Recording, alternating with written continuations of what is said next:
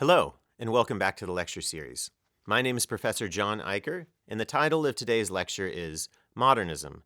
The greater the circle of understanding, the greater the circumference of ignorance.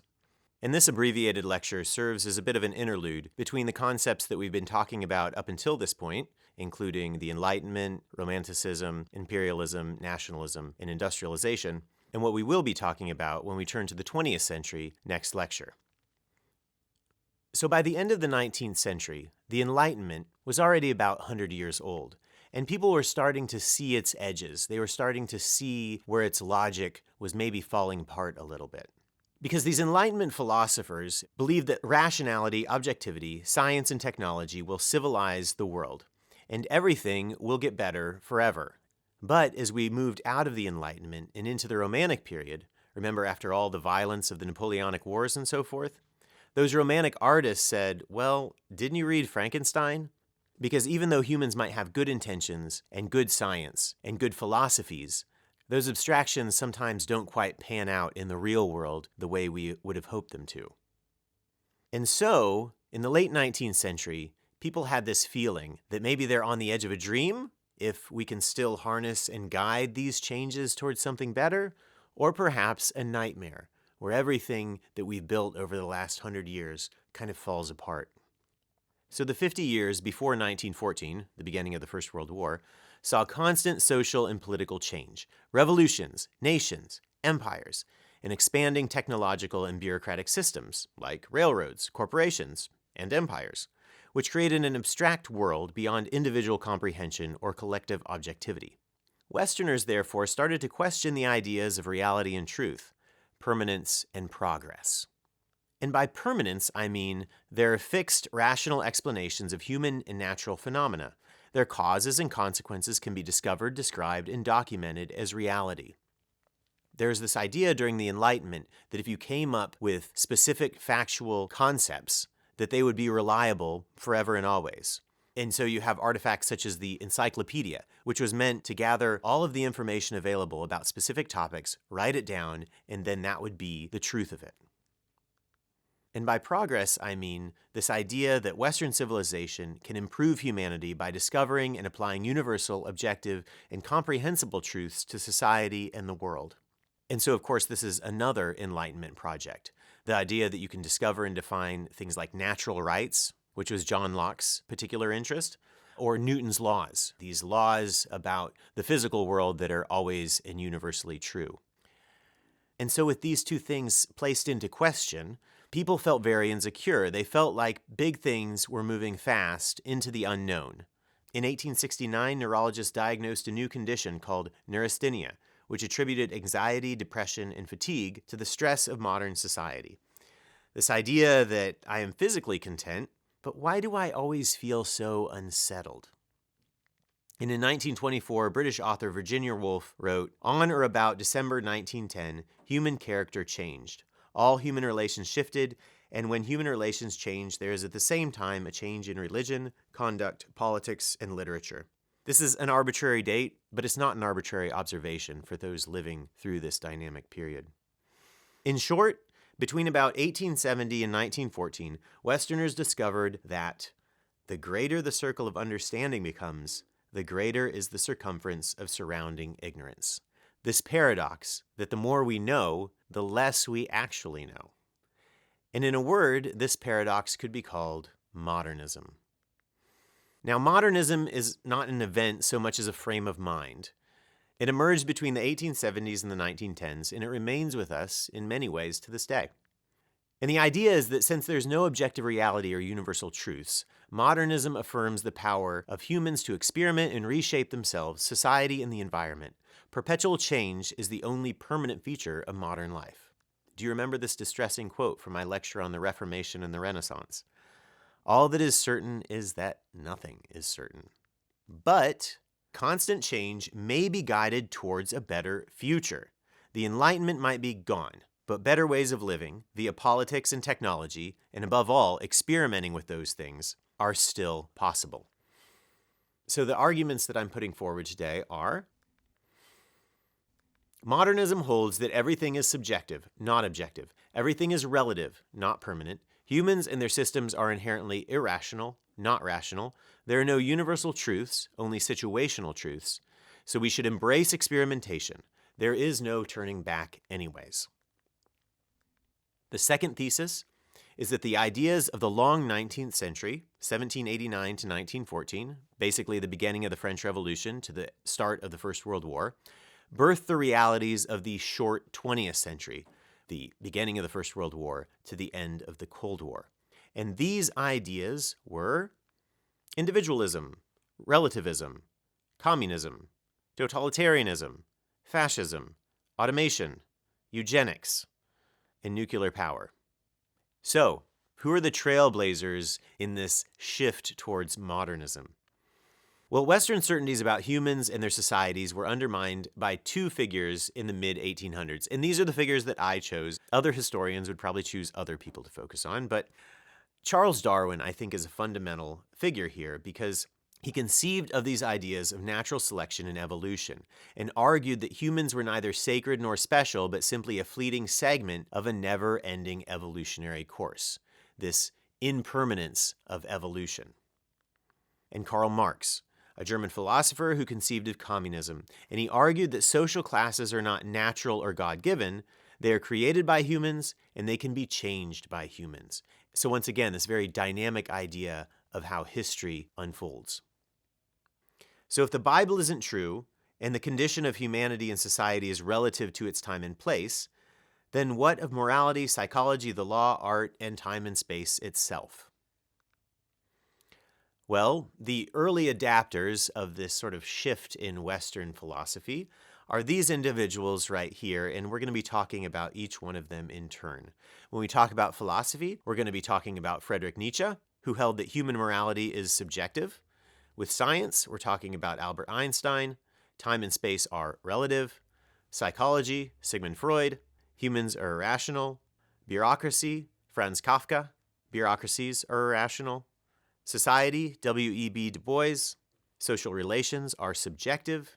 And Pablo Picasso with art. Art and beauty are subjective. So to begin with here, let's talk about Friedrich Nietzsche here. Nietzsche criticized Christian tradition and morality. He believed that human perceptions of reality change over time, and if perceptions of reality change over time, then it follows that human knowledge about reality changes too. So truth and morality are relative. Lacking universal truth and morality, modern humans have killed objective truth and God. So when he said, his famous quote, "God is dead," he's not really gleefully proclaiming this with the hope that we will believe him. He's trying to describe something that he thinks already happened. We've already done this. We can become supermen, and he called them Übermensch, who emerge when people with superior potential leave the Christian or consumerist herd mentality to create their own values. And he thought a society of supermen is boundless. Or we can become last men, passive nihilists specializing in consumption. They claim they are content, but they are shallow and envious. As a society, last men aspire to the lowest common denominator. And here, I think, is a relevant quote. "The earth has become small, and on it hops the last man, who makes everything small. His race is ineradicable as the flea. The last man lives longest." The takeaway here is that truth is relative and morality is subjective. Now turning to science, we can discuss Albert Einstein.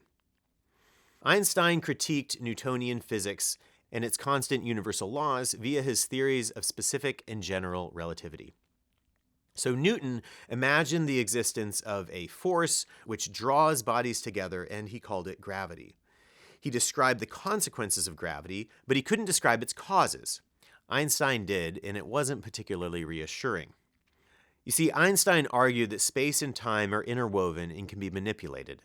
The larger an object is, the more space-time is bent. So the sun bends space-time around itself. There is no force at the center of the sun. Rather, the curved walls of space-time keep the Earth moving, like a penny going around a funnel. Time, therefore, moves faster the closer one is to a planetary body. So a watch at sea level will run slightly faster than a watch that's 50 stories up in a building. The takeaway here is that time and space are relative. And by the way, also thanks to Einstein, Humanity can now obliterate itself in an instant via the nuclear bomb. Turning now to Sigmund Freud and psychology. 19th century politicians and philosophers believed that humans are conscious, rational beings and hold a set of rational and fulfillable needs. Like, if you give them food, shelter, health, safety, work, and education, they will be happy. And 19th century science and technology was increasingly able to fulfill these needs, so it seemed possible to create a very content society. But Freud comes in and says, wait a minute, that doesn't really explain what's going on in people's minds. Take a look at this picture. There's a woman, she's making food, she's in a nice warm and well-lit kitchen. She seems to be very content. But Freud would ask, what's going on in her mind? Is she worried about some childhood trauma she experienced? Is she thinking about her children and how they might be getting into trouble at school and what that says about their family? And in consideration of that, some of those thoughts might be quite irrational. And Freud argued that humans are not rational in many ways because they are not conscious of what fuels their desires. The mind, in his view, has three aspects. The id, which is a set of uncoordinated instincts like, I want that piece of cake. And then you have the superego, which plays a moralizing role. And that says, no, you shouldn't have any more cake. And then the ego steps in to mediate between the two and says, yes, you can have more cake, but maybe wait until tomorrow. By probing the unconscious, Freud believed, individuals can understand and perhaps control themselves.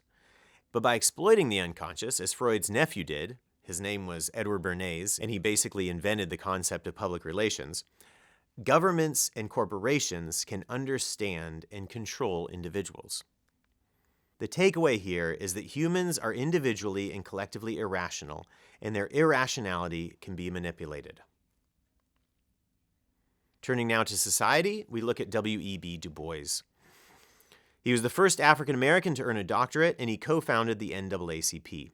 He completed graduate work at the University of Berlin, which took him outside the context of the United States, and famously he wrote The Souls of Black Folk in 1903. He developed the concepts of the color line and double consciousness. He thought that Black Americans see and experience a different reality than white Americans by virtue of the fact that they're a minority and they have substantially less political, social, cultural power. They are required to live in a different reality, a white reality, a reality that actually keeps them down. And they're compelled to believe that white reality is objective, even though it hurts them. And on his time in Berlin, he said, I found myself on the outside of the American world looking in. With me were white folk who viewed the scene with me. They did not always pause to regard me as a curiosity or something subhuman. I was just a man of the somewhat privileged student rank. So by getting outside of the United States and looking back on it, he could see this double consciousness at play. And that isn't to say that German society wasn't quite racist too. This just offered him a different perspective of the American scene. And on double consciousness, he famously said, one ever feels his two-ness, an American, a Negro, two souls, two thoughts, two unreconciled strivings in one dark body whose dogged strength alone keeps it from being torn asunder. The takeaway here is that social relations and social realities are subjective. And, according to Freud, they're also quite irrational. Let's now look at bureaucracy with Franz Kafka. So Kafka was a German-speaking Bohemian. He worked as an insurance officer and lived in the city of Prague. And he was a writer only in his free time. You might have heard of the term Kafkaesque, which is used to describe situations that are disorienting and illogically complex in a surreal or nightmarish way. And that's what a lot of his writings focused on. Now, by 1910, governments, empires, banks, and corporations had ballooned in size and scope. And here's an org chart from the Erie Railroad showing just how massive corporations had gotten. Each one of those little dots is an individual person.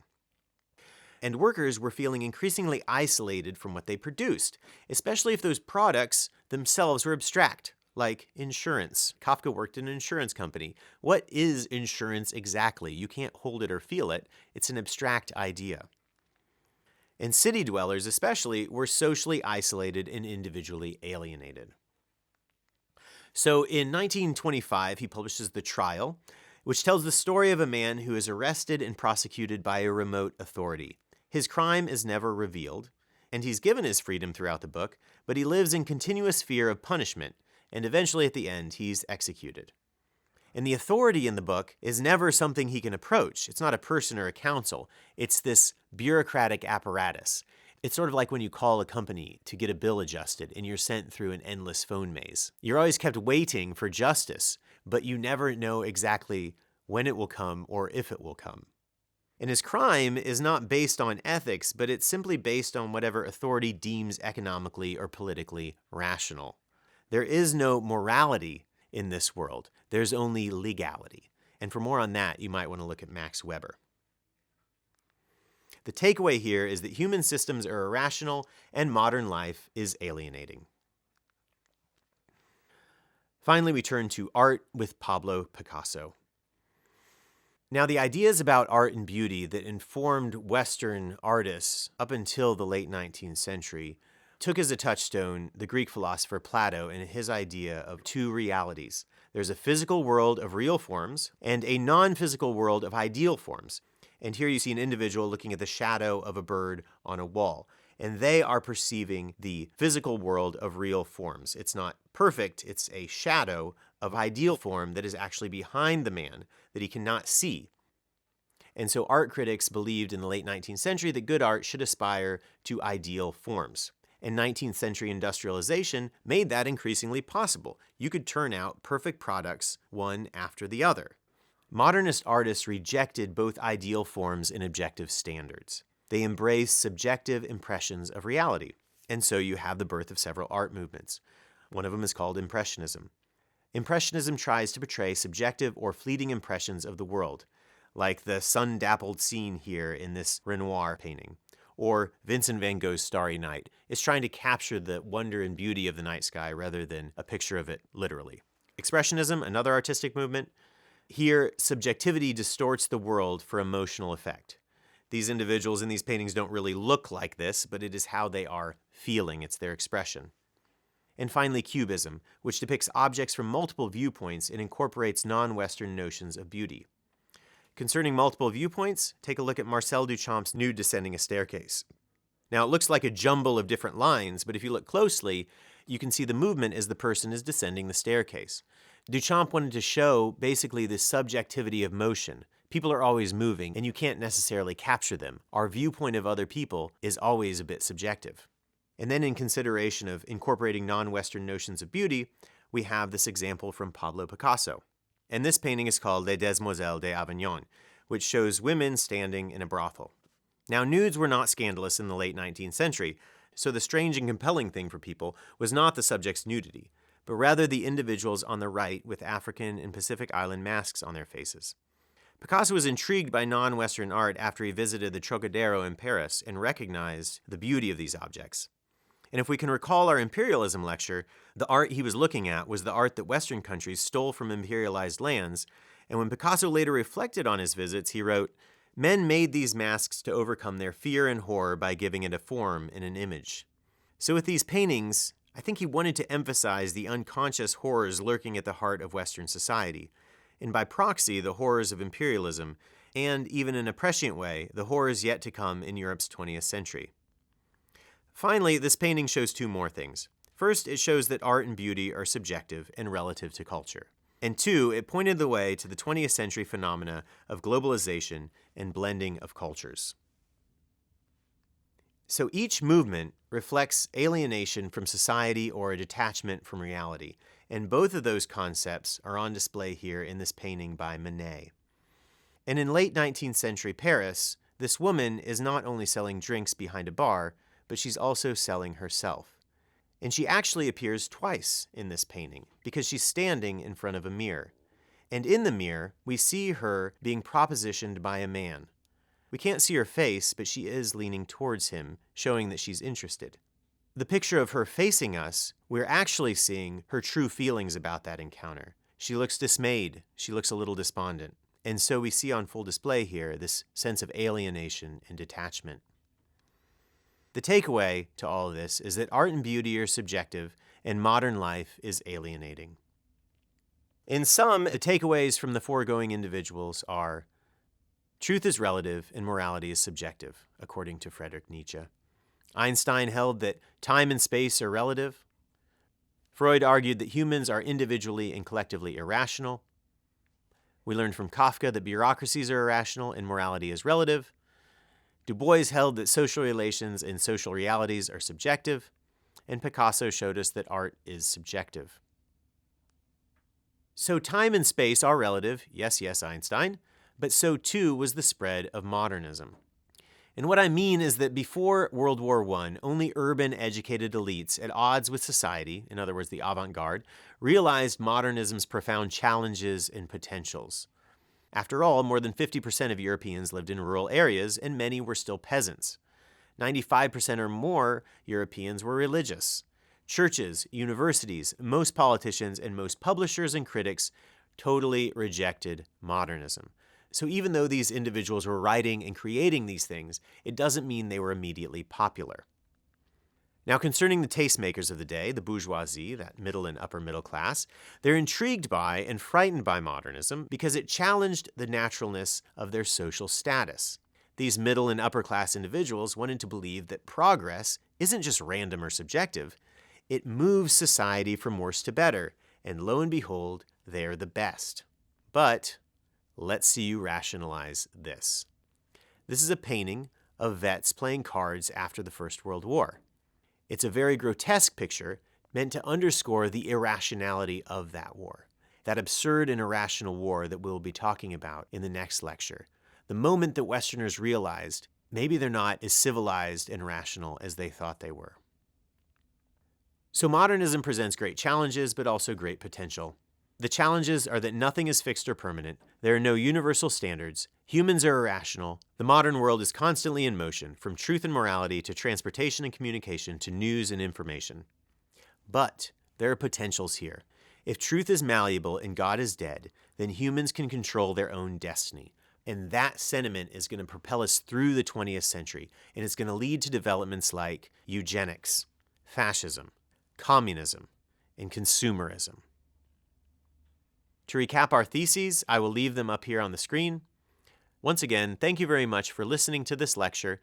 I encourage you to listen to the others, and I also encourage you to subscribe to the channel and hit like.